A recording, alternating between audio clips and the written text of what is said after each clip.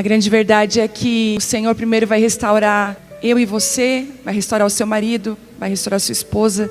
E assim que vocês estiverem restaurados, vocês vão ganhar um casamento restaurado de presente.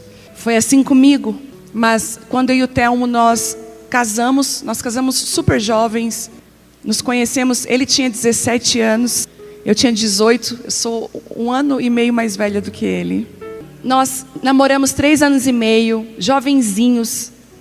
Fizemos algo que muitas vezes as pessoas não fazem. Nós conseguimos construir uma casa antes de casar, com o nosso trabalho. Aqui no Sul, a gente tem muito essa raiz, né, de ter uma casa. Então o sulista ele é muito trabalhador. Então eu lembro de me acordar 5:30 da manhã, chegar em casa 7 horas da noite. Todo o recurso era para nossa casa. O Telmo era militar do exército. Todo o recurso, nosso dinheiro era para construir essa casa. Bom, nós casamos já com a nossa casa pronta. Mas o que eu não sabia era que nós nos preocupamos tanto com a casa, nós nos preocupamos tanto com a festa de casamento. A gente fez uma festa de casamento linda. E o que ninguém me ensinou e o que eu não sabia era que um casamento também precisava ser construído.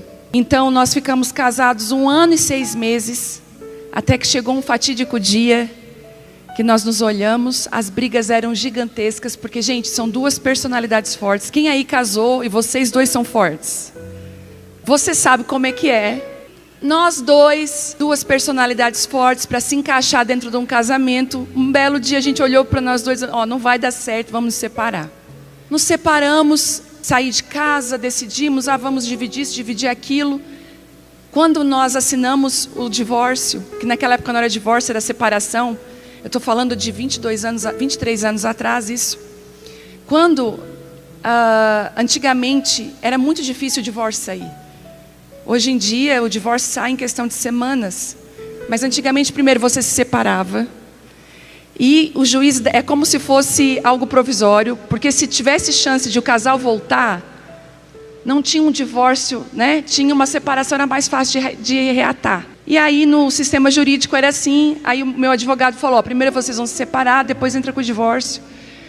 E eu lembro que eu assinei os documentos no capô do carro do meu advogado. Ele chegou na frente do meu trabalho, eu fui lá, só assinei. E ele ainda olhou e disse assim para mim, nunca vi alguém assinar uma separação tão fria, Mas Deus foi tão maravilhoso. Ficamos 4 meses separados. Que um belo dia, o Senhor bateu na minha porta. E o Senhor disse assim para mim, o que eu tenho para fazer na tua vida depende exclusivamente desse casamento. Se esse casamento acabar, não é só o casamento que acaba tudo aquilo que eu tenho planejado para vocês 2. E é como se o Senhor tivesse abrido uma porta de fuga, porque o diabo ele queria destruir com todas as forças o nosso casamento. Eu falei, isso é coisa da minha cabeça. Imagina, já está tudo resolvido. E naquele mesmo dia o Telmo me liga, vamos conversar. Eu falei, é Deus. Aquele dia a gente sentou, conversou, chorou e decidimos, vamos dar uma chance para o nosso casamento. Nós não imaginávamos que não era uma chance para o nosso casamento, era uma chance para aquilo que Deus ia fazer nos próximos anos que a gente não imaginava. E voltamos, e aqui eu quero entrar. Os muros do nosso casamento estavam todos caídos, sejam eles emocionais, espirituais, estava tudo destruído. E a gente decidiu dar uma chance, não para entrar num casamento perfeito, porque os mesmos problemas ainda continuavam lá. O meu temperamento forte, a minha insubmissão. Eu queria na época ser uma mulher, eu queria ser uma CEO de uma empresa, eu queria trabalhar. Eu nunca apontei ministerialmente para nada. Eu queria ir para a igreja para Deus abençoar a minha vida, me livrar de todo o mal, cuidar da minha família, mas eu não tinha nada a ver com o envolvimento da igreja. O Telmo já tinha um coração pastoral. Os problemas nossos todos já estavam ali. Ele, temperamento quente, italiano. Ele é aquele que estourava, sabe? Sabe aquela pessoa que estoura, em 10 minutos ele estoura, dali 5 minutos está tudo bem, ele quer conversar, quer rir contigo, quer te abraçar. E eu demorava 5 dias para voltar a conversar com ele. E tem gente rindo de nervosa agora, né? Qualquer coincidência não é mera coincidência. Eu estou aqui por um propósito hoje. Tínhamos coisas a resolver, restaurações. E quando nós voltamos, nós dissemos, vamos dar uma chance para nós. A gente pensou só no amor que a gente sentiu um pelo outro, da saudade que a gente estava sentindo do outro. Que a gente percebeu, gente, nesses 4 meses, que eu percebi que eu não vivo sem ele. E ele não vive sem mim. E nós começamos um processo muito grande de restauração. Foi tão lindo para mim que no processo, antes da restauração, algumas coisas Deus guarda, sabia? Quando a gente se separou, a gente tinha feito um álbum de fotos bem lindo no casamento. E a minha mãe, na hora da mudança, ela falou assim para mim: o que a gente faz com esse álbum de fotos? Eu falei: mãe, bota fogo nisso. A minha mãe: tá bom. Minha mãe foi lá e guardou o álbum de fotos. Quando a gente voltou, eu chorando: mãe, eu perdi todas as fotos do casamento. Ela disse: não perdeu não, filha, está aqui guardadinho o teu álbum. A minha mãe subiu um monte quase todos os dias, sabia que vocês iam voltar. Tá aqui. Então, no processo, tem algumas coisas que foram protegidas por Deus e guardadas, mas outras vão precisar de restauração. A confiança vai precisar de restauração. E é aqui que entra, porque muitos casamentos não estão destruídos por falta de amor, gente. Deixa eu falar isso para você. Não falta amor. Eu sempre amei ele sempre me amou. Mas tinha orgulho, tinha soberba, tinha influência de palavras de outras pessoas. Então muitos casamentos não estão destruídos por falta de amor, mas por muros quebrados. Falta de vigilância, de proteção. É o muro da comunicação. Às vezes o muro da honra do seu casamento está quebrado. E eu vou dizer um muro que é muito comum acontecer. Porque a mulher, ela precisa ser protegida, amada. Mas uma das coisas que o homem ama é ser honrado e respeitado. Pior coisa para o homem é ser envergonhado na frente de outras pessoas, ou ser desonrado na frente dos filhos.